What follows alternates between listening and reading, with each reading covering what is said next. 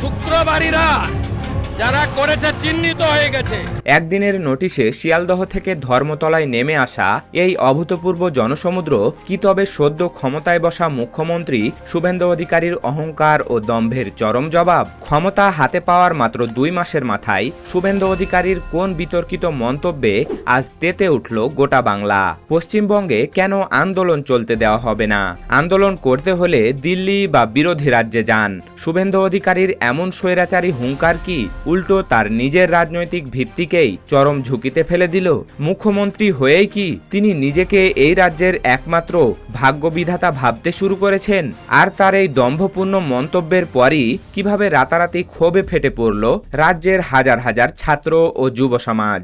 বিধানসভায় দাঁড়িয়ে বিরোধীদের নাম নিশানা মুছে দেওয়ার যে হুমকি শুভেন্দু দিয়েছেন তা কি প্রশাসনিক দূরদর্শিতার অভাব নাকি ক্ষমতার চরম অহংকার? মাত্র 24 ঘন্টার ব্যবধানে গড়ে ওঠা এই ঐতিহাসিক আন্দোলনের কাছে কি শেষ পর্যন্ত মাথা নত করতে হবে শুভেন্দু অধিকারীকে?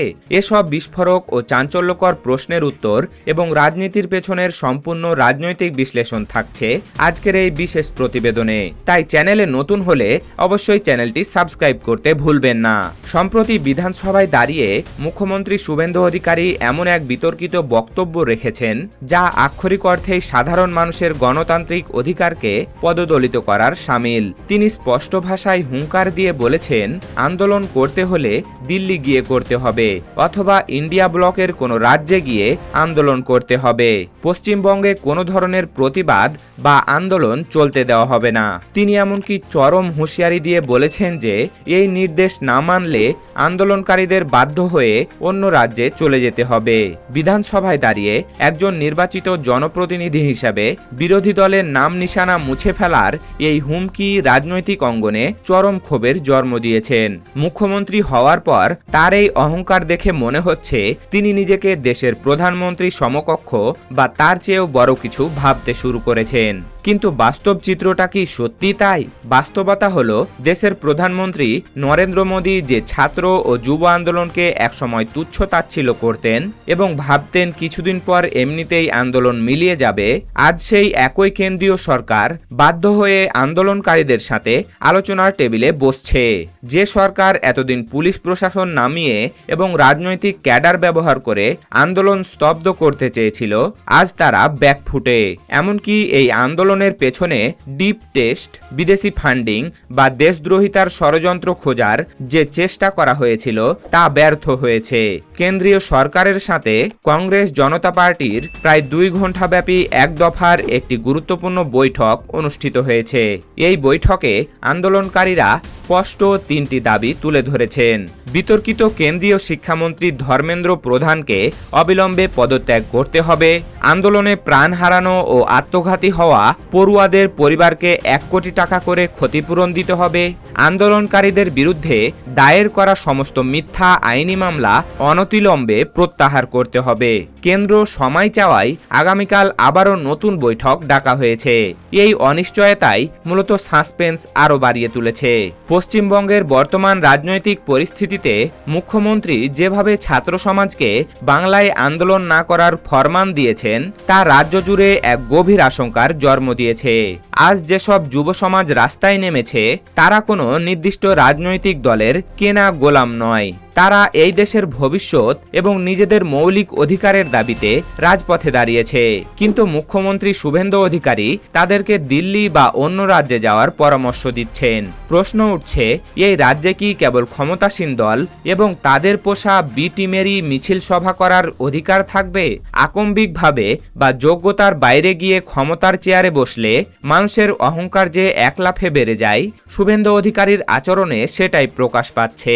প্রশাসনিক দক্ষতা বা রাজনৈতিক দূরদর্শিতার বদলে কেবল ধর্মীয় বিভাজনের ন্যারেটিভ ছড়ানো এবং নির্বাচনী প্রক্রিয়ার ফাঁকফোকর ব্যবহার করে যে ক্ষমতা অর্জিত হয় তা বিবেক ও বিচারবোধ পঙ্গু করে দেয়।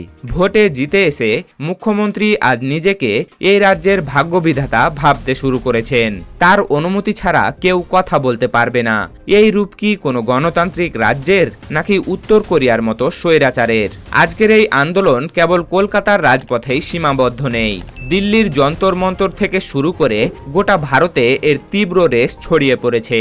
গতকাল পাটনা, তার আগের দিন মহারাষ্ট্র এবং আজ কলকাতায় যেভাবে প্রতিবাদের আগুন জ্বলে উঠেছে তা প্রমাণ করে যে আন্দোলন আগামী দিনে আরো বৃহৎ রূপ ধারণ করবে। মুখ্যমন্ত্রীর সেই দম্ভপূর্ণ বক্তব্যই আগুনে ঘি ঢেলে দেওয়ার কাজ করেছে। বর্তমানে মধ্যপ্রদেশের আদিবাসী সম্প্রদায় নিজেদের অধিকারের দাবিতে রাস্তায় নেমেছে। মণিপুরে কুকি সম্প্রদায় পুনরায় আন্দোলন শুরু করেছে। গুজরাটে কৃষকরা রাস্তায় এবং পাঞ্জাবের কৃষকরা আবারও দিল্লির সীমানায় অবস্থান নিচ্ছেন। ভারত মার্কিন বাণিজ্য চুক্তির নামে দেশীয় কৃষি বাজারকে উন্মুক্ত করার বিরুদ্ধে অন্নদাতারা আজ সোচ্চার। মোদী সরকারের এই নীতি দেশের অভ্যন্তরীণ ভিত্তিকে দিন দিন দুর্বল করে দিচ্ছে। ভারতীয় জনতা পার্টি বা বিজেপির ক্ষমতা কতটা ফাঁপা তা পরিসংখ্যানে স্পষ্ট। 2024 সালের নির্বাচনে মাত্র 240টি আসনে আটকে গিয়ে আজ তারা নীতিশ কুমার ও চন্দ্রবাবু নাইডুর মতো দুই বৈশাখীর ওপর ভর করে সরকার চালাচ্ছে। একটি সাম্প্রতিক জনমত সমীক্ষার রিপোর্টে দাবি করা হয়েছে যে দেশের প্রায় 86% মানুষ বর্তমান সরকারের নীতিতে অসন্তুষ্ট। দুটি বৈশাখীর ওপর দাঁড়িয়ে থাকা একটি সরকার যখন সাধারণ মানুষের ক্ষোভকে তোয়াক্কা না করে জোরপূর্বক ডিলিমিটেড বা বিতর্কিত বিল পাস করার চেষ্টা করবে তখন দেশের গণ আক্রোশ ঠেকানো অসম্ভব হয়ে পড়বে। ইতিহাস আমাদের বারবার মনে করিয়ে দেয়, জনতার রাগ যখন বাঁধ ভাঙে তখন কোনো পদ, পদবি বা ক্ষমতার দম্ভ টিকতে পারে না। সরকার যদি সময় থাকতে শিক্ষা না নেয় এবং গণতান্ত্রিক অধিকার কেড়ে নেওয়ার চেষ্টা করে তবে আগামী দিন হয়তো নেপাল বা বাংলাদেশের মতো পরিস্থিতি তৈরি হতে সময় লাগবে না। জনতার ক্ষোভ রাজপথে বিস্ফোরণ ঘটালে হেলিকপ্টার বা সামরিক বিমানে চেপে দেশ ছাড়ার পথও সুগম থাকে না।